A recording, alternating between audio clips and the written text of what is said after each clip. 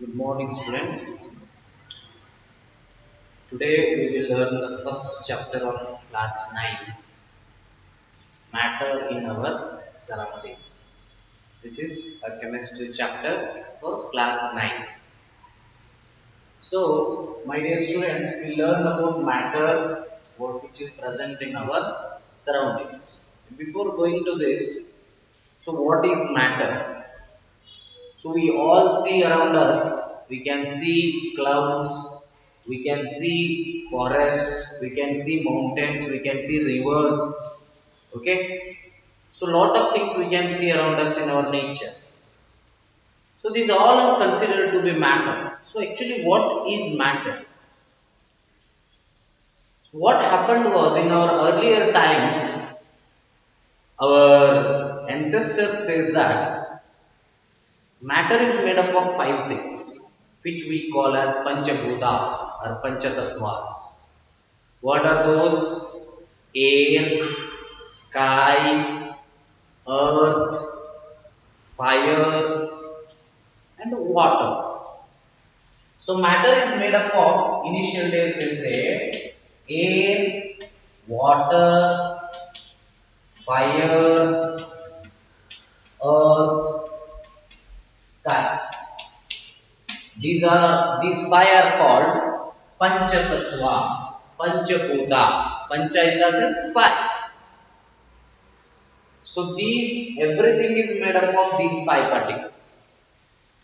Everything is made up of these five things. Anything that present in our system or out of our system in this world, anything is made up of this. So every matter is made up of these five basic elements: air, water, fire, earth, sky, which are also called as Panchatattvas and Panchabhutas. So matter is made up of these five elements. Our ancestors say like this. If you consider, you can see. So if you see a mountain is made up of what? Definitely it is made up of stone. Stone in the sense it is made up of earth. If you say water, river is made up of water. So every matter is comes along in this constituents only. Okay. So if you see around us, there are a lot of things you can say. Everything is a matter. Suppose this chalk I am having now, it's a matter. The green board is a matter. Okay. The mobile you are using right now, it's a matter. So what should be called as matter? Then what is matter? Okay. In science, scientists have given some statements regarding matter. So what is matter? What is the definition of matter? For what we should call as matter? For air can we call matter? I said blackboard, white, green board is a matter, mobile is a matter, chalk is a matter, your television is a matter, home is a matter. So everything is a matter, stone is a matter. So then what is matter? What is exactly the definition of matter? And what are not matters? Okay. So matter is one scientific definition scientist gives, that anything that occupies space, anything that occupies space and have mass, anything that occupies space and have mass is called matter, is called matter. See, definition of matter: anything that occupies space. It should occupy space and it should has mass. Anything that occupies space and have mass. Instead of I will use has here.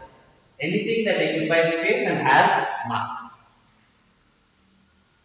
See, anything, any material or whatever it is, if it is occupying space and if it is having mass, then we have to say it as a matter.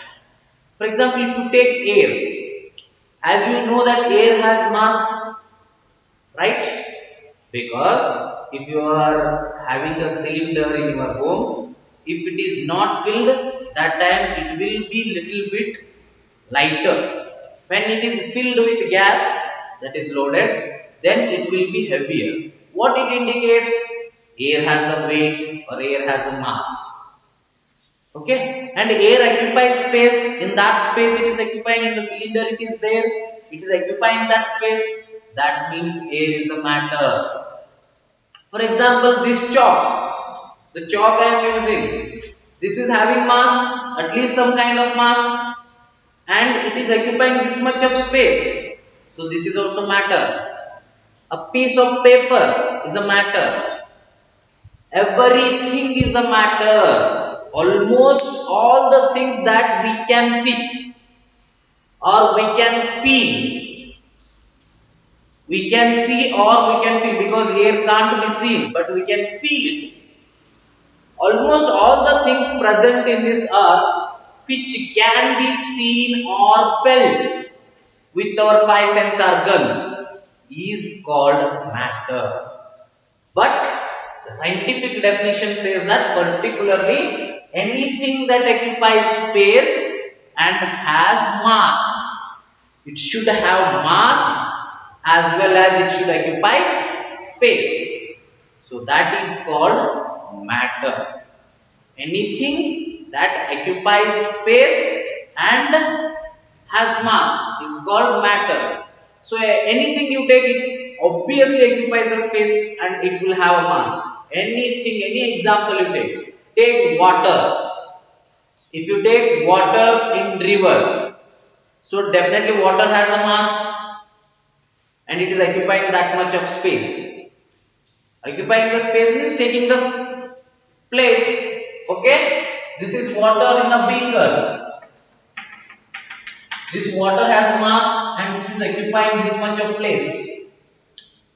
Then we have to say that it is a matter. Okay, suppose if I take this duster I am taking, this duster is having mass. Okay, and this duster is occupying this much of place. If I keep on somewhere, it will occupy that much of space. Then we say that it is a matter. Okay, this is completely regarding. I hope you are understanding the basic concept of matter. What is matter? Anything that occupies space and has mass is called matter. Okay, so almost all things are matter. Examples. What are the examples of matter? Anything you take: chalk, board. Let us take water, air, forest, mountain, blood, etc. So as I said, anything that can be seen or felt, 90% seen things are matters. In 10% we feel with our sense organs. Okay, those are called matters. Anything is everything is matter. And what are not matters? If everything is a matter, then why we need this definition, right? There are some things which cannot be, we say those are matter. For example, emotions. The emotions of a person. Suppose say the emotion of hatredness, emotion of love, emotion of affection, okay, emotion of anger. We cannot say these are matter. I am angry now. This cannot occupy the space here. Is angriness has a mass? No, it is not a matter. Love is not a matter. I love my child. Okay, I love my child for 2 kg. We cannot say like that. Can we say like that? No. So it does not have any mass. That means it is not a matter. So those emotions, okay, these emotions or feelings, what we can say, I hate. What you hate? Suppose if you are hating watching TV, nobody will hate, but still we'll take it an example. I hate watching TV. How much you hate? 3 kgs? Not at all expressed in kgs. So that means it is not having any mass. That means it is not a matter. So the emotions are not matter, but the things which we can see, particularly things which we can see or feel, are matters. Or in NECNT, if you take anything that is made up of these 5 elements: air, water, fire, earth, sky. These all are matters. Okay? Anything made up of these 5 things are matters. Or definitionally, you have to remember this definition. This is basics. You have to understand. But definition wise, you have to remember this definition. Question will be asked like this: define matter and give an example. Or define matter and states the types of matter. I will tell you the types of matter. Anything that occupies space and has mass is called matter. Example: chalk, wood, water, air. Then forest, mountain, blood, etc. So there are 3 types of matter. We learn it later: solid, gas, liquid. Mainly there are the 3 types of matter. We learn it in the next concepts. And one special one is 4th one is we can call it as plasma. But these are mainly 3 types. And after this matter, we learn properties of matter. I hope this much is clear regarding matter. Okay. So now you can identify what is matter and what is not matter. If I tell you is it matter or not, then you can say that. For example, if I tell stone, it is a matter. Okay. The oil is a matter. Chalk is a matter. Dust is a matter. Small parts of, there are particles of dust, it occupies space, it's a matter. Light is a matter. So these all are matters. Okay, these all are what? Matter. Then what is not matter? We'll learn now. So that is, emotions are not matters. Okay. Now we'll learn about this. Okay. So now we'll learn about properties of matter. What are the properties of matter? Please note down this: definition of matter, examples of matter, properties of matter. What are the properties of matter? Mainly it is containing of 3 properties. So one by one we will go on see. What are properties of matter? Sorry, we can say properties of particles of matter, you can say, or properties of matter. See, this matter is made up of particles. You have to remember, every matter is made up of particles. Suppose if I take a stone, this is a stone. This stone is made up of very small particles present inside. Okay, very small particles present inside. That stone is made up of these particles. So what are those properties of particles? Properties of particles of matter or properties of matter. So first one, particles of matter have a space between them. Particles of matter have space between them. How we come to know this?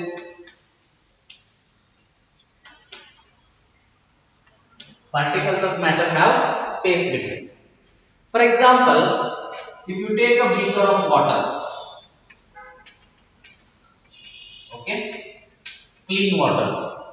If you take it, for example, say 100 ml, put some Dettol in it. Dettol we use, no? 10 ml of Dettol you add for this. All the water gets colored of Dettol. Do you agree? Or we can scientifically use potassium permanganate, or in your home if you are doing you can use Dettol. Both are giving the colors. Okay. So here all water 100 ml of water gets colored. Now take another 90 ml of water in other beaker. 90 ml of water, and from this colored water take 10 ml and add to this. Again it will also become colored. This will also become again colored. Same thing we took for the third one. Take for the third one also. Here also it will have becomes what? Initially it is of clean water, colorless water. But if you add again the 10 ml to this will also become colored. We can do like this for many times. So what is it indicating? It is getting colored because there is a space between the particles of water. If there is no space between the particles of water, then Dettol cannot put the color into water. Here coloring is happening to the water means we should understand that the whatever Dettol we are pouring, that is those particles of Dettols are occupied or accumulating in between the space between the particles of water.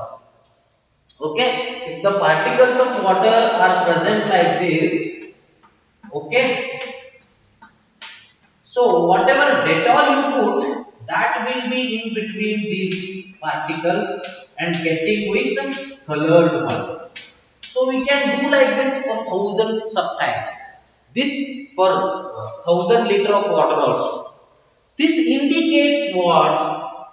There is space between particles of matter. So our first one is particles of matter have space between them. You should remember this. Particles of matter have space between them. Second one, particles of matter are continuously moving. Particles of matter are continuously moving. Continuously moving. Okay. See, always remember this, particles of matter are continuously moving. In any object, if you take water or anything you take, any matter you take, whether it may be water or it may be chalk or it may be stone, whichever you take, it is made up of particles. Every matter is made up of particles. You should remember this. Matter is made up of small particles. First property of particles, we have seen that properties of particles of matter or properties of matter, you can say both are same. Okay, particles of matter have space between them. We have already seen they have space between them, and particles of matter are continuously moving. So if you what we can say, if you start heating 100 ml of water or water, we can say in your home, whichever ml you take, if you start heating the water, what happens? You can see that there is a temperature rise in that. Okay, and if you keep on cooling, there is this temperature will low in that. That indicates that particles of matter are continuously moving, because when the temperature is rising, the velocity of the particles of matter increases. After that, it goes on losing the temperature. Again, the particles of matter's velocity decreases. There is always either increase or decrease in the velocity of the particles of matter. This indicates that particles of matter are continuously moving. They are always moving. Okay, they are moving from high temperature to low temperature or high pressure to low pressure. So they will keep on moving, at least very slow also. Even though there is not much of temperature difference, there is a slight movement of particles of matter. So particles of matter are continuously moving. Third point, particles of matter You have to write down these 3 points. Particles of matter attract each other. Particles of matter attract each other, or particles of matter have the strong force of attraction. See, when matter is having, it is having inside particles, those particles will attract always each other. This attraction is different in different things. In solid, if you say this attraction is more. In liquid, it is medium. Compared to solid, it is less. In gas, it is very less. Okay. We'll come to know about this in properties of solids, liquids and gas in later classes. So first, particles of matter is attracting each other. Okay. The particles present in matter, okay, each other they will attract. Okay. For example, what happens? Suppose if you take water is the best example.